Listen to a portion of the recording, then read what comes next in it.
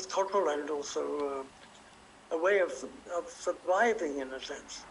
And so I think the question of the space of appearance is something which means a lot to me, and I will constantly allude to it during the course of the lecture. The other thing that is kind of fundamental is the, well, this is just an aside, you know, because I would like to touch on the fact that, as is often the case, this opposition between technical universities and academies, there's a kind of schism that runs across Brazil between Rio de Janeiro and Sao Paulo, between the between Niemeyer, of course, and here this is a drawing which shows reinforcement in some detail of Alfonso Eduardo Guidi's Museum of Modern Art in Rio de Janeiro of 1953. And I'm showing it because one of the sessions, or one of the differences between the School of Rio de Janeiro and the FAO School in Sao Paulo is the question of that division that's hinted at, of course, in the pages of Towards a New Architecture, you know, the engineer's aesthetic and architecture. And so you could say that in this kind of double lies the difference between Rio de Janeiro, which is very much a kind of art academy origin, and Sao Paulo, which is very much a kind of technological school. And it is a fact that, you know, people like Artigas and Mendes de Rocha have never paused in recognizing, you know, the important influence of Rio de Janeiro for them. But amongst the figures, and of course the primary figure is Niemeyer and Lucio Costa, but amongst these figures is also Alfonso Eduardo Reilly, and you know, the kind of rhetoric of engineering form which is evident in this image is something which has been closely followed in the school of the architectural school in Sao Paulo. And modernization in the presence of architecture. By modernization, of course, I am alluding to the kind of fate of the megalopolis, of the mega city of 20 and 30 million people. Sao Paulo, of course, is 20 million, and so is Mexico City, for example, in this continent. Far outclassing, of course, the populations of many European nation states. So this prologue, and I'm still stuck with the prologue, is partly related to an earlier manifestation of the same preoccupation with the megalopolis on one hand and architectural intervention, because it cannot be more than an intervention, on the other. And here, 1929, in Breslau, a building by Hans Scharoun, where the building has a kind of very topographic, almost landscape character, you could say. So this reaction to the reality of the emerging mega city, for example, is evident at the same time in this famous sketch of Le Corbusier of 1929 of Rio de Janeiro, where I think in a way, a kind of desperate gesture on the part of the architect to think that the only thing he can do is to sort of develop a new infrastructure, to treat the infrastructure as a kind of monument, a continuous monument. And we know that, of course, that will emerge again in the famous project he makes for Algiers of 1930, the so-called Plan Obus, where you know, large part of the intervention, the proposed intervention, is a inhabited infrastructure. So this is my preoccupation with megaform, for example, dates back to 2008 in a lecture that I gave to the School of Architecture in Champaign-Urbana, a branch of the University of Illinois. And about that time, actually just 1 year before, 2007, the Urban Age research project of the London School of Economics brought out 3 volumes of this book, The Endless City. And here you can see the kind of somewhat alarming statistics that are on the cover of this book. You know, that in 1900, only 10% of the world's population lived in cities. In 2007, the date of the publication of this volume, 50% lived in cities. And they predict that by 2050, 75% of the world population will live in cities. So that there's no escape from this megalopolitan fate. And here I'm sort of tempted to pull together various reflections on this predicament.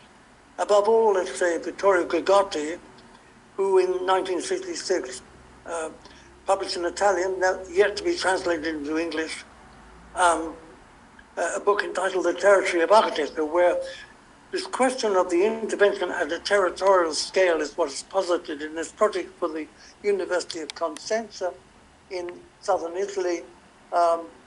You see it here, you know, this is 1974, and you see it here as a finished work with this long kind of endless causeway running between these various faculty buildings for, you know, an enormous length.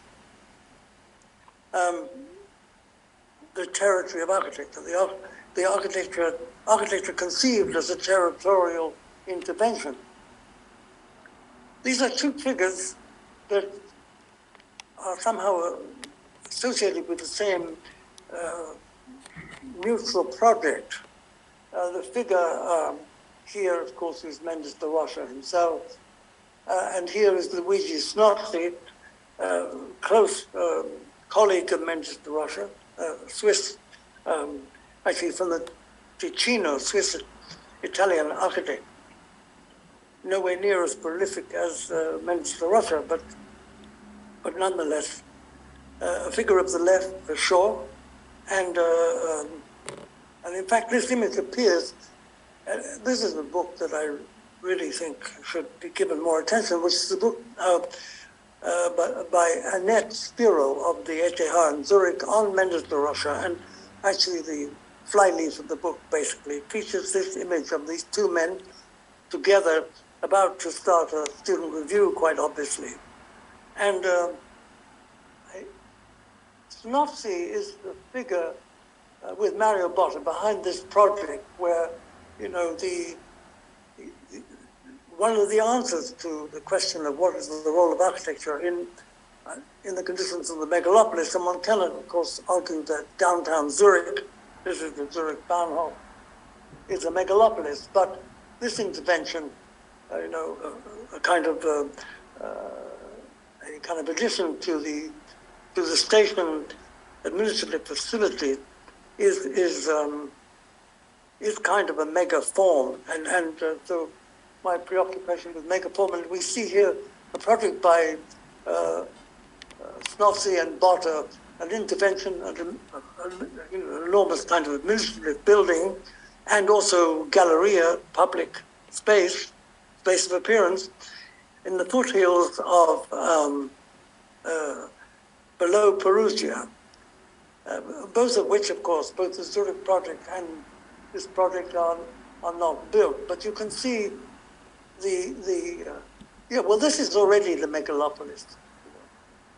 And the endeavor, of course, is to sort of intervene with a kind of decisive, also at a territorial scale, really.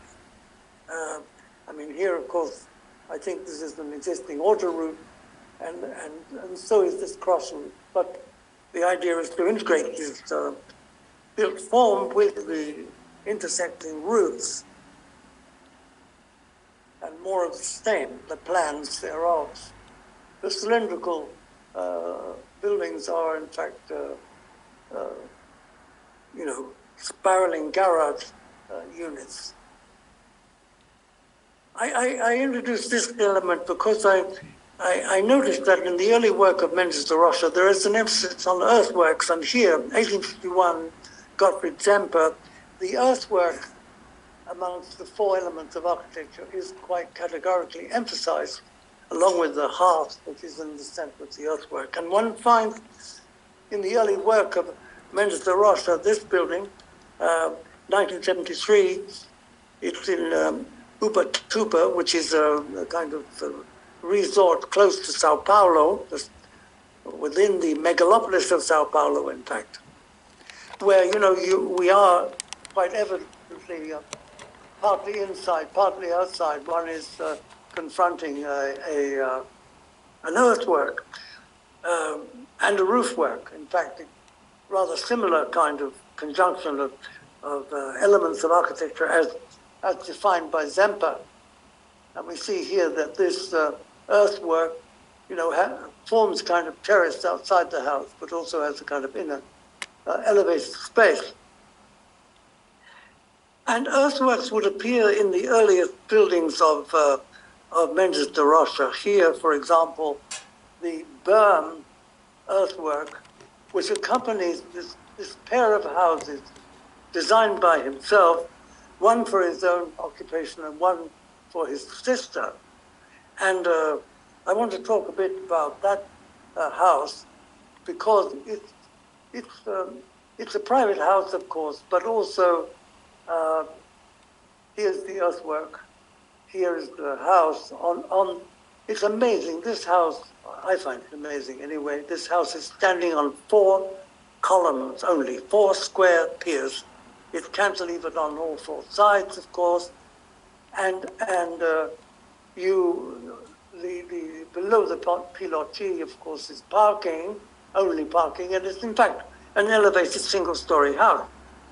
And the interesting thing about the plan is that all the private parts of the house, the bedrooms, it's a house for husband and wife and 3 children, are in the center along with bathing facilities, etc.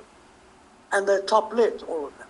There are sliding doors on one side and hinge doors on the other, but on both sides here we have a kind of veranda come foyer, because you also enter here by this staircase. Here is the kitchen, and here you have another kind of ample space, so that, in my opinion, these spaces have a somewhat public character, as opposed to the private aspect of the bedrooms in the interior. And so, of course, it'd be hard to imagine a more anti-bourgeois middle-class house than this, with its, of course, fair-faced beton brut. So we're actually in the living volume here, looking at the kitchen, and here there is this amazingly ingenious pivoting window system in very light steel construction, so that although Mendes da Rocha uses very often concrete in a very kind of heroic Brazilian manner, he also is capable of detailing, very delicate work in metal. So he has a very large kind of range and capacity. And yes.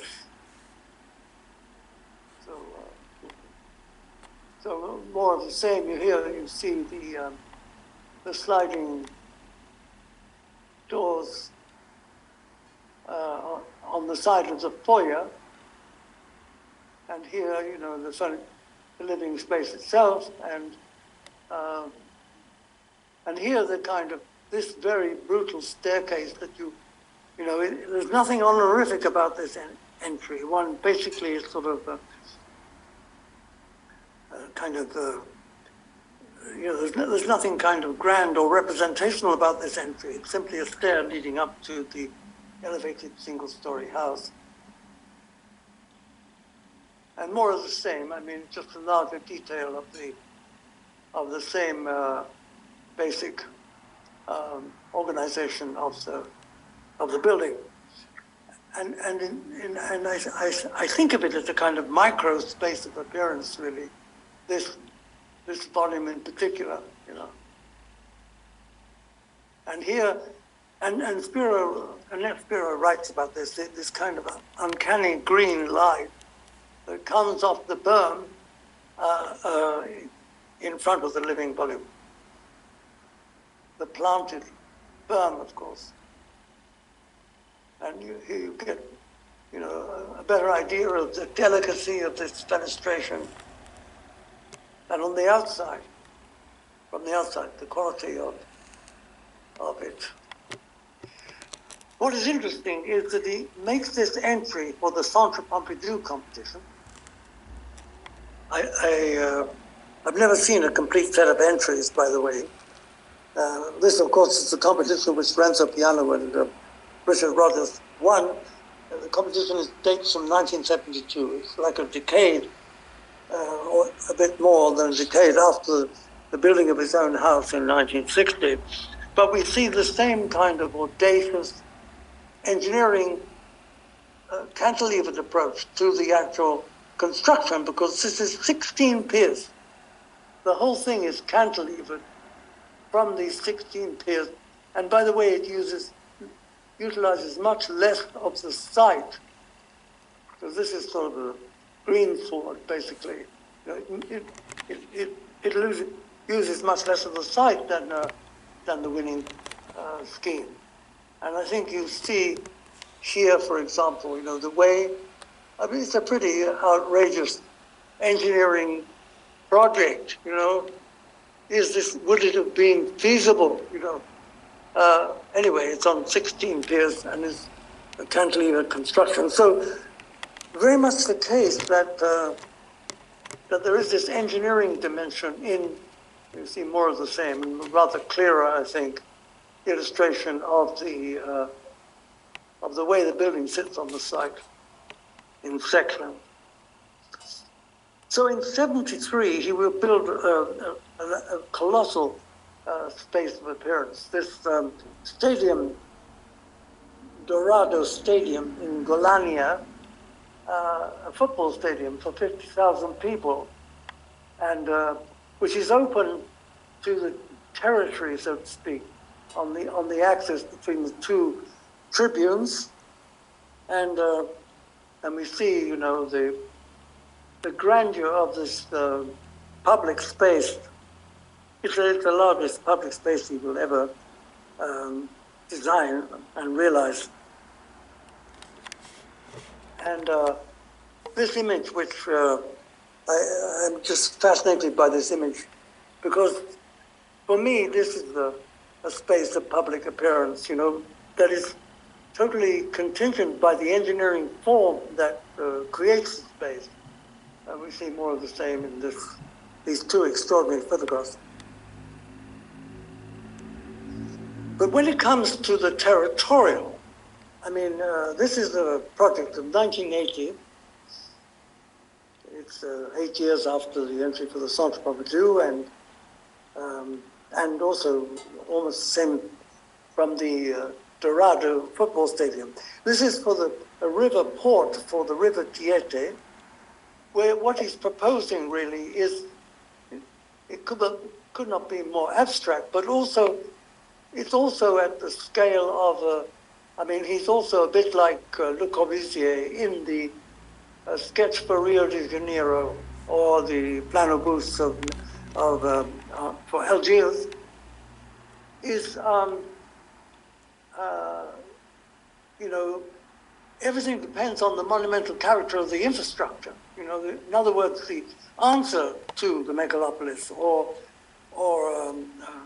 yes, either anticipated or already existing, is the infrastructure itself. I'm reminded of, you know, in 1953, the Smithsons in London also, you know, on a quite different scale. There was something called the London Road Study of 1953 by the Smithsons, in which, and there's also their whole thing about land castles and roadways that they projected at that time in the very beginning of the 50s, you know, as a way of kind of answering the megalopolis, which was already, you know, already very evident once you left the center of London. And, but from the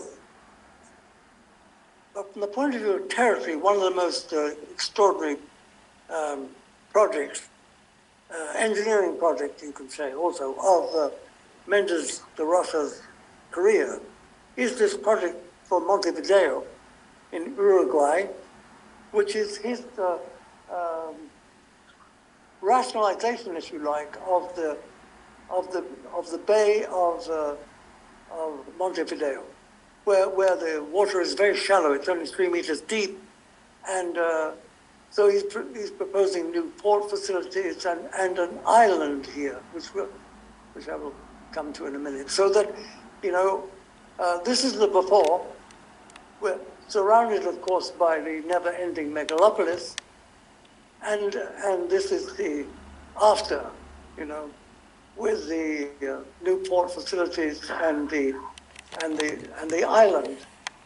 And this issue of the territory is crucial, and I in this case, of course, also, and also the idea of the presence of architecture as an intervention, even if a very ambitious intervention, it still nonetheless is, you know, it has its limits. It's an intervention that has a certain discretion. And he wrote of this, for example, I quote, "The straightened lengths of the bay front are focused on the water and provide new recreation areas in the forms of gardens, plazas, theaters, cinemas, cafes, restaurants. The bay bustles with light passenger traffic and makes a lively and sophisticated impression. At a remote and lightly situated point in the bay, a tiny island was transformed into a theater after the manner of the Venetians. Perhaps one night, an inexpressibly haunting melody from its shores will linger over the city. Who knows, it could be even like Villa Lobos's Florestal Amazonica." I mean, this, of course, is very typical of his consciousness of the scale of the Latin American continent and of Brazil, of course, in particular. And, well, one cannot really describe this perhaps as a space of public appearance, but this little island surely is. The other interesting point about this project is it was done with students. And I should say something about Mendes' office, because I think there must have been a certain point when he had a kind of normal office, I suppose. But after a while, after a period of teaching, and by the way, I forgot to mention that João Villanova Artigas was a member of the Brazilian Communist Party.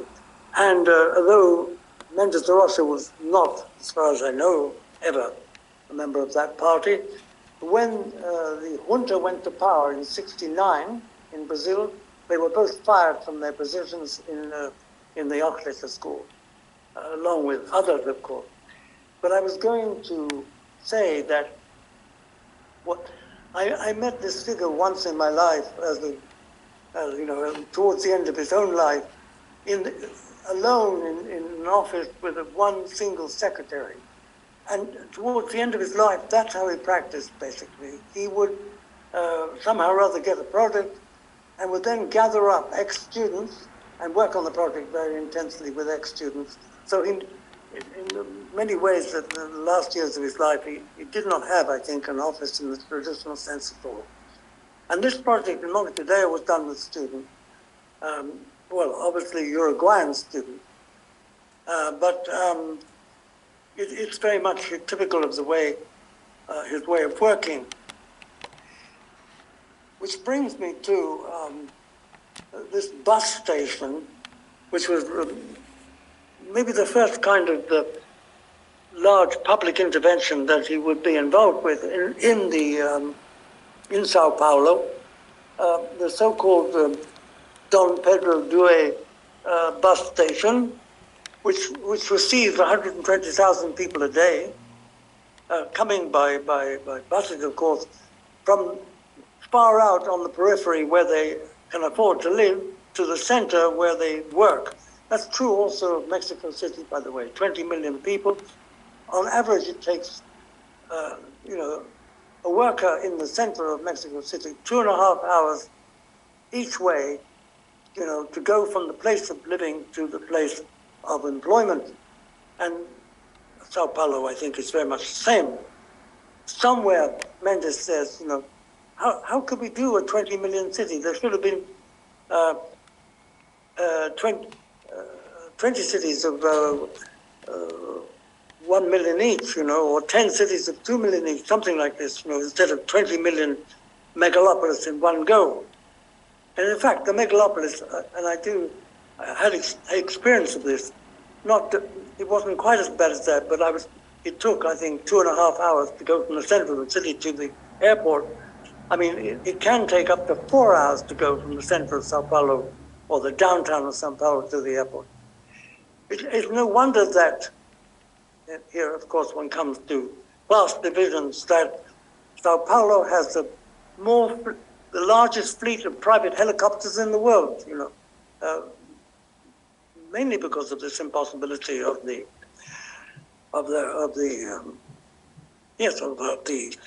megalopolis, the impossible negotiation of the megalopolis. So this bus tunnel is very fascinating from the point of view of his versatile capacity as a kind of architect stroke engineer, because this is made out of glass fiber panels, and the whole thing is held in place by a steel frame, a cantilevered steel frame, of course, and you see it here. You know, this is all fiberglass. You know, this is a steel frame that carries these canopies, which normally, of course, you don't see from the ground level. And here, of course, you see the way it works structurally, more or less. So that's the bus station.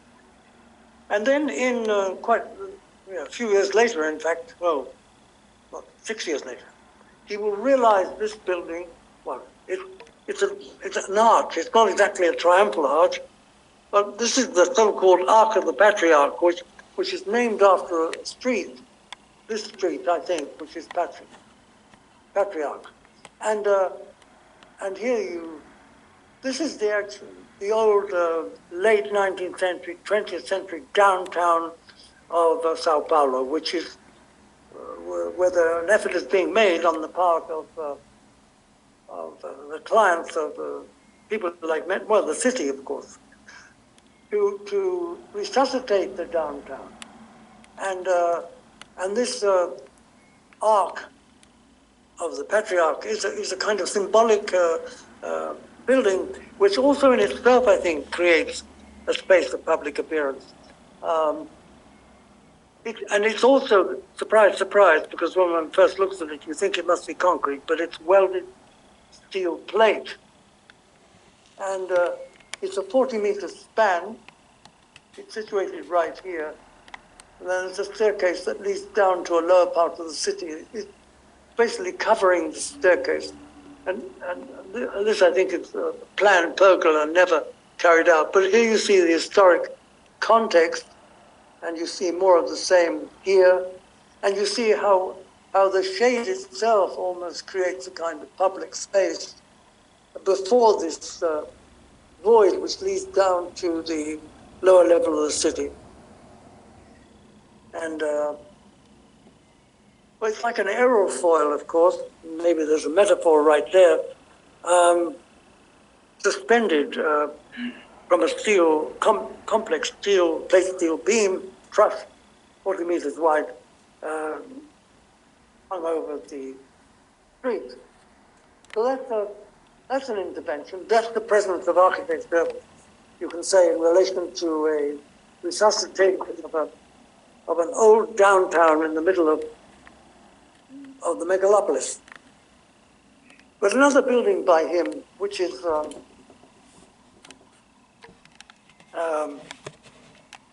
which is also a kind of space of appearance. It's this building called Pupa Tempo, which stands for time-saving building, time saver, I think. We notice that it's a kind of bridge, a concrete bridge with mushroom column construction supporting the bridge. And above it is a kind of galleria This galleria is 300 meters in length from here to here, or over 1,000 feet. And this is a staircase. This bridge link, in fact, these stairs drop down to the metro system. It's next to a metro station called Itakara. And so that only this part is by the architect.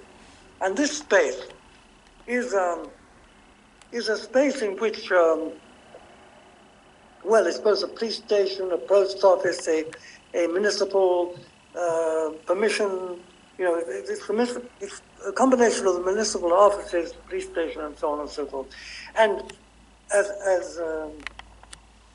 and is a space that looks like this. Well, that's the section.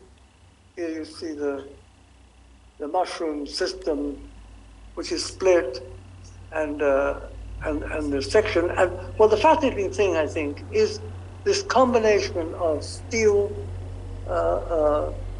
welded steel truss, carrying the roof, metal roof, and then these inclined sides. All of this is out of metal, and this combination of very elegant combination of metal, lightweight metal construction, and concrete, which is very typical of him. Here you see this extraordinary relaxed kind of continuous space. The structure itself kind of already has its own brise-de-lie built into the character of the structure, and here I think you get the message. But the reality of the Sao Paulo megalopolis is perhaps more evident from this image, which is this is it, or a big part of it. And these circles are various sites. In 2003, he was commissioned by the city to make a project for the bid for the 2012 Olympics, and in working out this bid, they chose, as is often the case, they chose a number of different sites deliberately, because part of the effort was to make the intervention, these interventions, permanent in the sense that the Olympic Village and other sports facilities would be a way of restructuring or re-establishing the presence of architecture in the megalopolis. And so in a more recent publication by Rosa Artigas, which for I know may be related to the Artigas of, who was the designer of the School of Architecture, she shows this project of 2003. And so the fact is that Mendes de Rocha made two projects for the same Olympics of 2012. And neither project got the Olympics. In fact, the 2012 Olympics went to London. There was also a certain effort made in London, but I think not on this scale. And I have to be honest and say I don't really know very well what was the London intervention. But this anyway was a design in 2003, and then in 2008, he was commissioned by the city of Paris to make a design for the bid of Paris for the same Olympics. And the same kind of phenomena was evident, so that in this case, you see these interventions here. For example, there's a proposal to make a rowing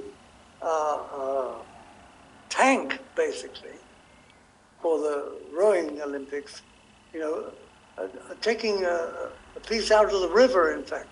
I think this is also the Tiete River.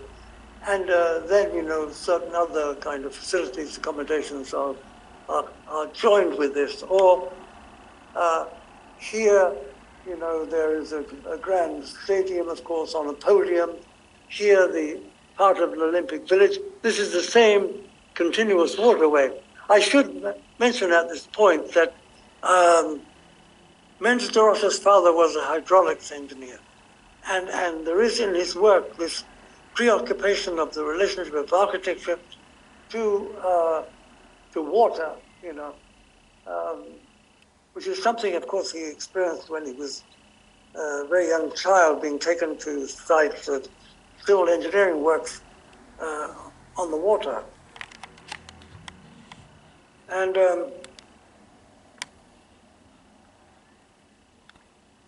he wrote of this: the plan looks to house the Olympics in the city at the pulse of its modern times. It proposes to intervene in places that today, despite their effective urban structuring, are nonetheless degraded, as happens in all of the world's dynamic cities, with railway stations and industrial installations in transformation, unwanted polluted waterways, and unexpected empty lots. Thus, the proposal envisages the urbanization of abandoned areas, weaving houses, new leisure facilities, health and education facilities right into the existing urban fabric. Whereas of the Paris submission, he would write, the design concept of the project sought to identify and accentuate navigable canals that have always been one of the striking physical marks of Paris's presence in history. And so this is still the proposal for Sao Paulo, again, residences, of course, for athletes. It reminds one, by the way, of the fact that when Barcelona, I think it's 1992, hosts the Olympiad, they build a whole section for the Olympic Village for athletes, which afterwards is returned to the city as housing, 10,000 units of housing coming off the Olympic submission.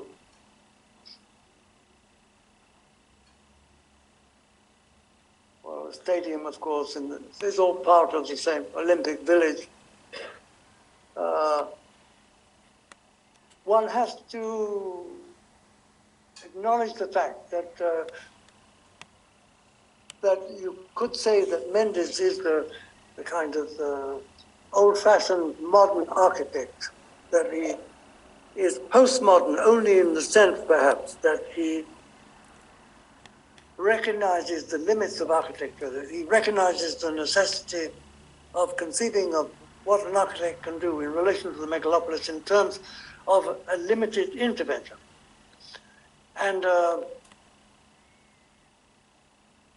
he has this respect for the periphery, I think one can say. He talks about, he makes a reference to Walter Benjamin's diaries, Moscow diaries, in which Benjamin says that the reality of Moscow at this time could be best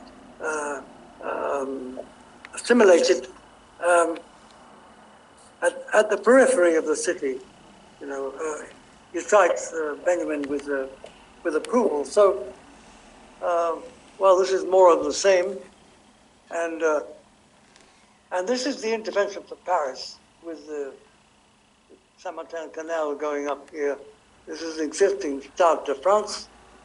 This, I mean, this is kind of a shocking image, I think, because, of course, one associates Paris with the Haussmannian Paris, and one sort of vaguely remembers trying to forget it, what one has to pass through to actually penetrate into the Haussmannian Paris, the chaos one has to pass through, the megalopolis, in fact, that one has to pass.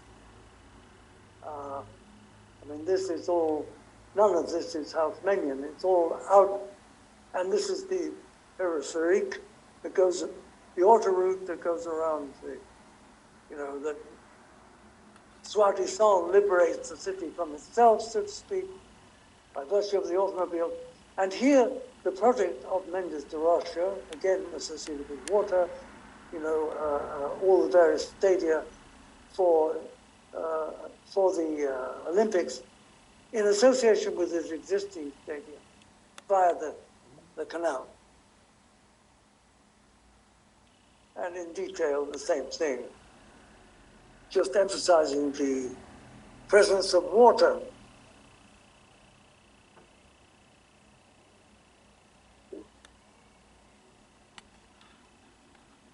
And yes, I mean, it's not that I think that all of Mendels's work is, I mean, this question of modernity, you know, what is the essence of modernity? This is the project, a rather schematic project made by Mendes for Vigo in Spain. Actually, this kind of slightly ridiculous-looking little gestures here are, unfortunately, in fact, the interventions in the University of Vigo by Eric Moraes and Benedetto Talabue. And I think this is also, that's realized or a project. Anyway, his intervention, of course, is kind of, you could say, brutal in its scope. I mean, these are, again, as in the mega building of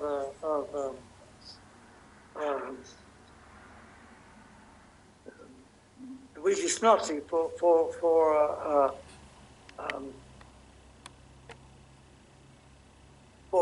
Perugia.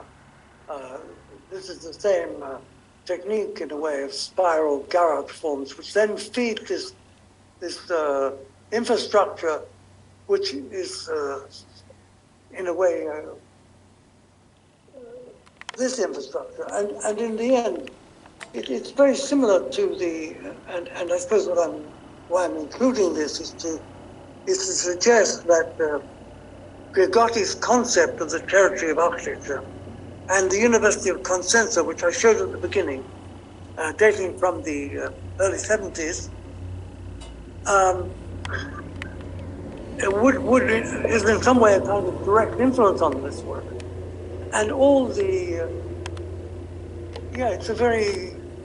it's not a modest intervention, in fact. It's still a kind of intervention, but as one might see from this enclosed walkway, unlike the Gregotti open-air walkway, this is an enclosed walkway carried on this kind of very elaborate truss containing all the services. Nothing could be more schematic than this. It seems, that side of his practice, which was not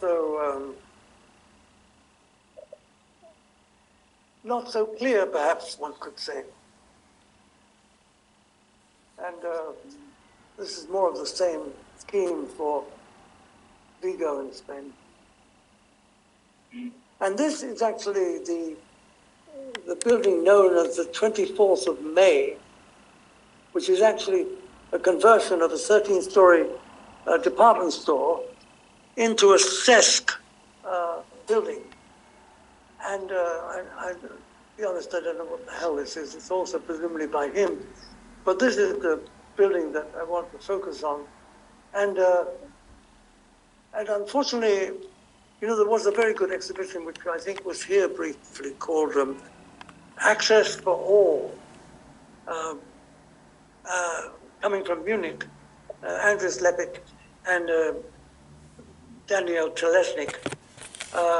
It was a kind of survey of, and that's the extraordinary thing, I think, about Sao Paulo and about Brazil, is the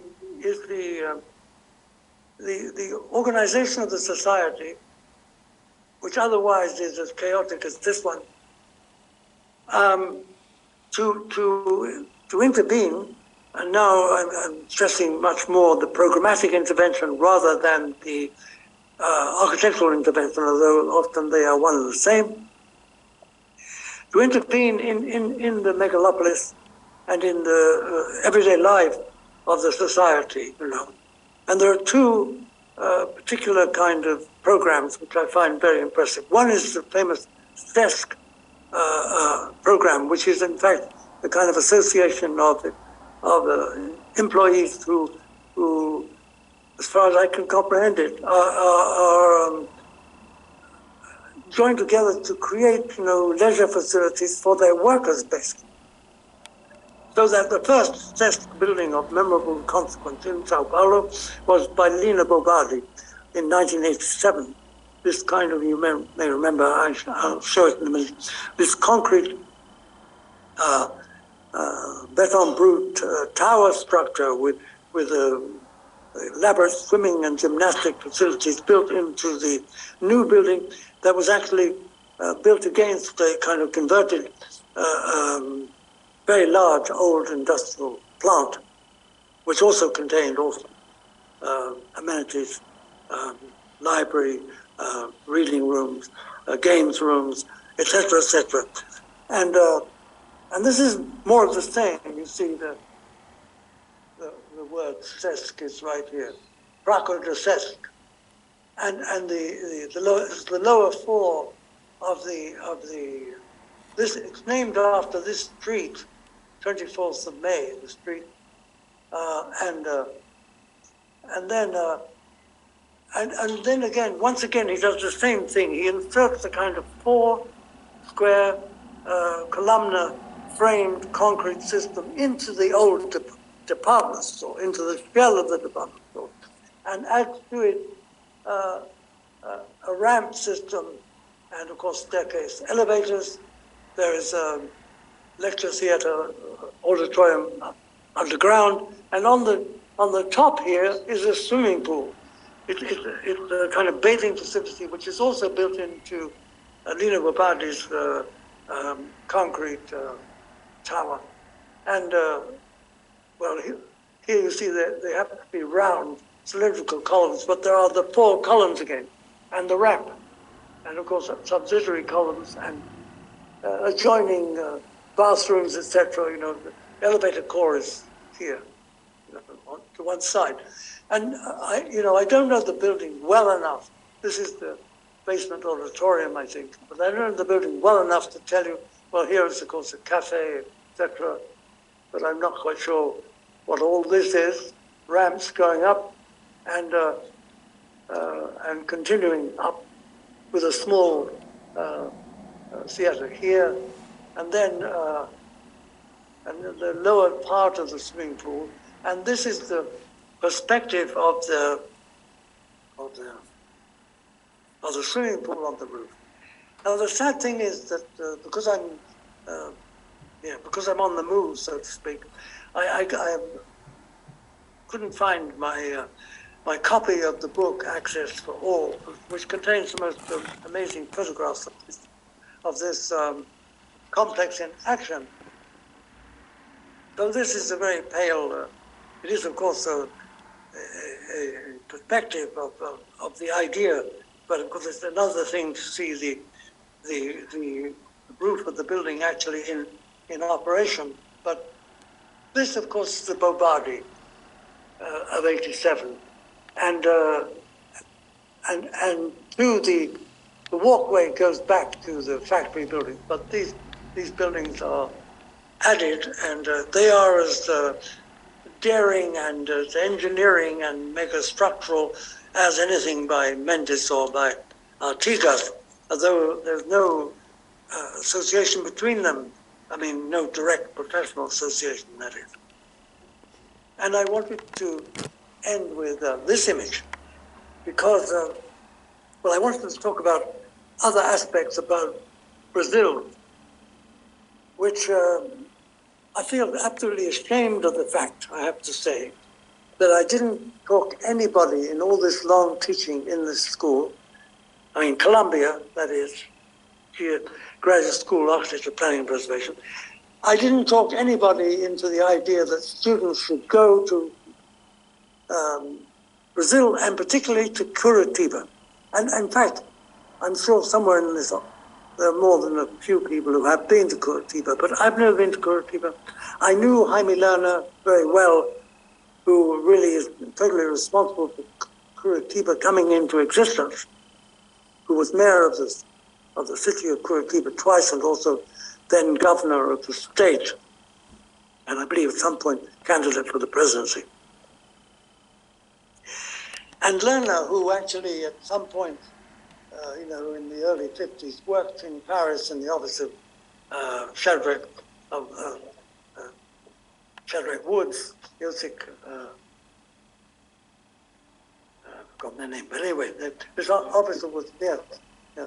And later would go back to Brazil and would somehow get involved with this whole operation. And why am I showing it? Because I'm showing, in fact, the only planned city that I know of in the New World, so to speak, of any caliber at all, which is Curitiba. It was planned by a German, a Brazilian of German origin, Jorge Wilhelm. And of course, because it was a rational plan, it was possible to insert this designated bus lanes, high-speed bus lanes with 100 person capacity articulated